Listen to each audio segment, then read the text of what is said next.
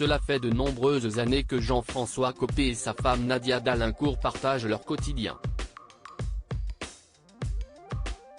Rares sont leurs sorties, mais on peut parfois surprendre l'ancien ministre et actuel maire, Les Républicains, de Moradieu aux côtés de son épouse dans les tribunes de Roland-Garros, ou encore plus récemment pour l'avant-première de Starmania. Depuis près de 14 ans, le politique et sa femme partagent tout. Et cela aurait pu faire encore plus longtemps si l'homme de droite n'avait pas quitté Nadia pour une autre. C'est ce que révèle cette psychologue de formation dans les pages de Gala, en kiosque ce jeudi 22 décembre. Nous avons été ensemble quand nous avions 18 et 20 ans pendant 1 an et demi, puis il m'a laissé un jour. Pour partir avec une blonde, plaisante-t-elle. Il n'aime pas quand je raconte cela, mais il y a prescription.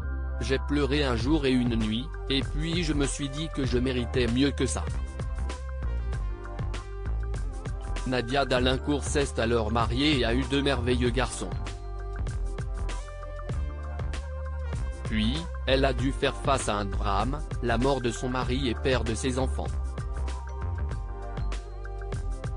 Mon époux, psychiatre, est un jour tombé dans une profonde dépression, fait-elle savoir. Il s'est suicidé en 2008. Un drame suivi d'une rencontre et pas des moindres, celle de Jean-François Copé, son ancien amour. Il me dit souvent qu'il regrette ces si nombreuses années que nous avons passées l'un sans l'autre. Quelques mois plus tard, j'ai croisé Jean-François dans les couloirs du lycée de mon fils, explique Nadia à nos confrères. Il m'a dit qu'il était père de 3 enfants et avait divorcé. Nous avons renoué. Il m'a beaucoup soutenu. Tout est allé très vite. Le couple donne alors naissance à une fille. Nous avons eu Faustine et nous nous sommes mariés.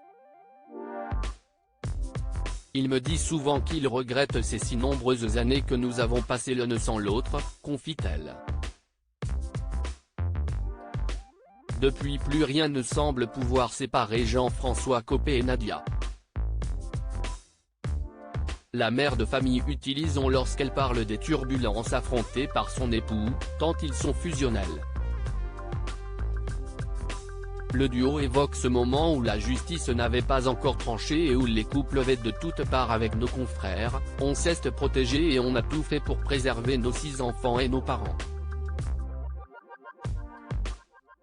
2 de nos fils passaient le bac. Nous avons éteint la télé, ne tolérant à la maison que la chaîne de dessins animés pour notre fille Faustine, qui était encore petite.